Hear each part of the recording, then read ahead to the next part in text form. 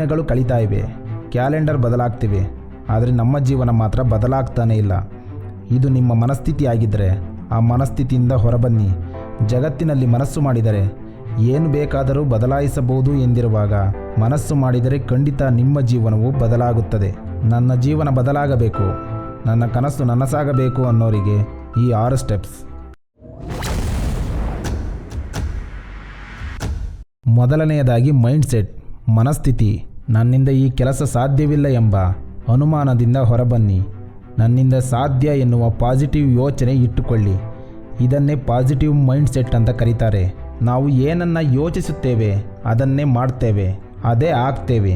ಹಾಗಾಗಿ ನಮ್ಮ ಯೋಚನೆಗಳು ನಮ್ಮ ಜೀವನ ನಿರ್ಧರಿಸುತ್ತೆ. ಹಾಗಾಗಿ ನಂಬಿಕೆ ಇಡಿ, ಪಾಸಿಟಿವ್ ಆಗಿ ಯೋಚಿಸಿರಿ, ಅದೇ ಮೈಂಡ್ಸೆಟ್.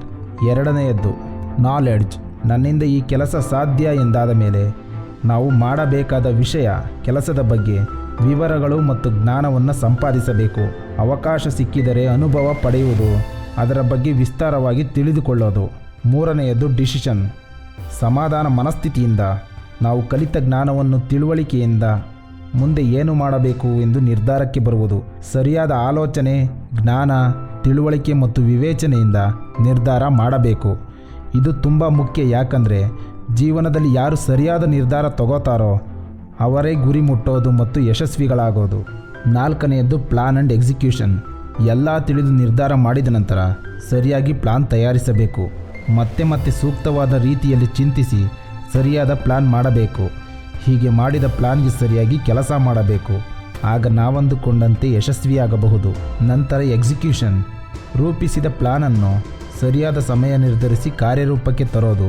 ಐದನೆಯದ್ದು ಡಿಸಿಪ್ಲಿನ್. ಸರಿಯಾದ ಸಮಯ ಪಾಲನೆ, ಶಿಸ್ತು, ಶ್ರಮದಿಂದ ಕೆಲಸ ಮಾಡೋದು ಒಂದು ಕಡೆಯಾದರೆ, ವೈಯಕ್ತಿಕವಾಗಿ ವ್ಯಾಯಾಮ, ಧ್ಯಾನ, ಸರಿಯಾದ ಆಹಾರ ಸೇವಿಸೋದು, ಇನ್ನೂ ಹೆಚ್ಚಿನದನ್ನು ತಿಳಿಯೋದು ಮತ್ತು ಜ್ಞಾನ ಸಂಪಾದಿಸೋದು ಮಾಡಿದರೆ ನಾವು ಅಂದುಕೊಂಡ ಕೆಲಸ ಅಂದುಕೊಂಡಂತೆ ಸರಿಯಾಗಿ ಸರಿಯಾದ ಸಮಯಕ್ಕೆ ಯಶಸ್ವಿಯಾಗುತ್ತದೆ. ಇಲ್ಲವಾದರೆ ಯಶಸ್ಸು ಕೂಡ ಮುಂದಕ್ಕೆ ಹೋಗುತ್ತಾ ಇರುತ್ತದೆ.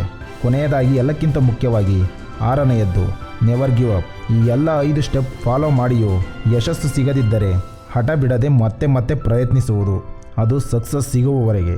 ಕಟ್ಟಿದ ಕನಸನ್ನು ಎಷ್ಟೇ ಕಷ್ಟವಾದರೂ ಸಾಧಿಸಲೇಬೇಕು ಎಂಬ ಹಠ ಇದ್ದರೆ ಖಂಡಿತ ಯಶಸ್ಸು ಸಿಕ್ಕೇ ಸಿಗುತ್ತದೆ. ಇದಾಗಿತ್ತು ಜೀವನದಲ್ಲಿ ಯಶಸ್ವಿಯಾಗಲು 6 ಸ್ಟೆಪ್ಸ್ ವಿಡಿಯೋ ಇಷ್ಟ ಆದರೆ ಲೈಕ್ ಮಾಡಿ, ಶೇರ್ ಮಾಡಿ ಮತ್ತು ವಿಚಾರಧಾರೆ ಚಾನಲ್ ಸಬ್ಸ್ಕ್ರೈಬ್ ಮಾಡಿ. ವಿಡಿಯೋ ನೋಡಿದ್ದಕ್ಕೆ ಧನ್ಯವಾದ. ಮತ್ತೆ ಮುಂದಿನ ವಿಡಿಯೋದಲ್ಲಿ ಸಿಗೋಣ. ನಮಸ್ಕಾರ.